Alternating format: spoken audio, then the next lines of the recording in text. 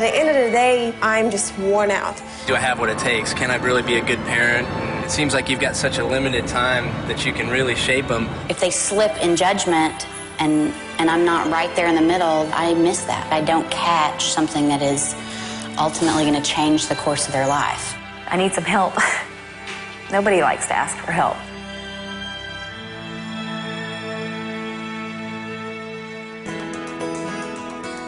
We have, I don't know, shelves and shelves of books on parenting. I mean, we're psychologists, so this is our thing. And yet, when our first little guy came along, we realized there was something that was missing from all those books, at least for us. Sort of a deeper level, something beyond the strategies that comes to parenting. Or the techniques. Yeah. You may fill your life with great techniques and strategies and get them to obey and clean up their room and interact with their peers correctly and all that kind of stuff.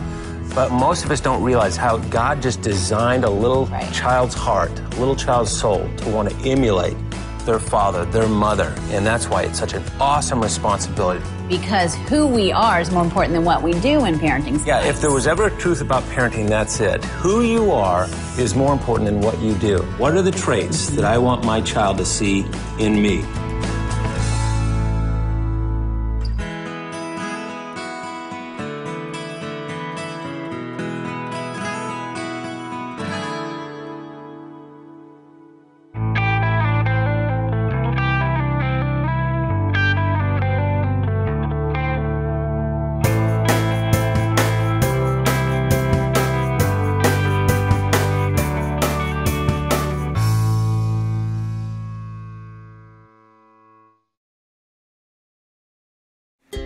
What do you think a date is?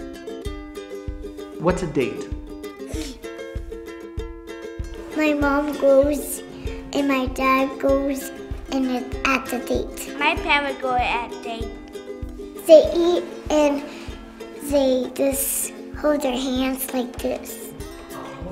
Where do they go?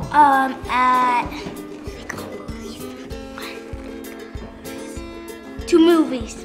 Big giant movies.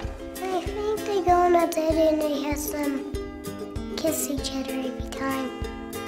Do you think they kiss on a date? No. Reinvent your date night by taking the Date Night Challenge.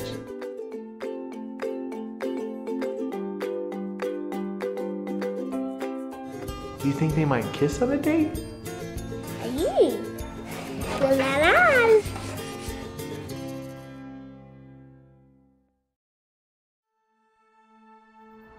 One of my all-time favorite movies involves a man who had to make a choice. He had to choose between the physical, visible realm that he knew and this invisible realm that he did not know. And the choice came about when he understood that this invisible realm was actually controlling what was happening in the visible realm that he lived in and was so accustomed to. This movie, The Matrix, challenged Thomas Anderson to make a decision, because he understood what the real world was.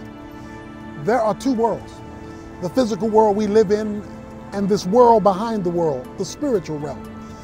And the principle is simply this: everything visible and physical is controlled by something invisible and spiritual. And therefore, if you want to change the realm that you know, then you must draw from the invisible spiritual realm that you do not see, because everything visible and physical is controlled by the invisible and spiritual. He had to make a choice, and so do you. We're in a battle, a spiritual war, but unless you know how to access your spiritual resources, in this case, the armor of God that He has given us to equip us to fight in this world from that world, you cannot know spiritual victory, and God has called you to victory. He's called you to be like Thomas Anderson. He's called you to be the one through whom He demonstrates the power from up there, when executed down here, shows that up there is greater than whatever you're facing right here. Guess what? You are the one.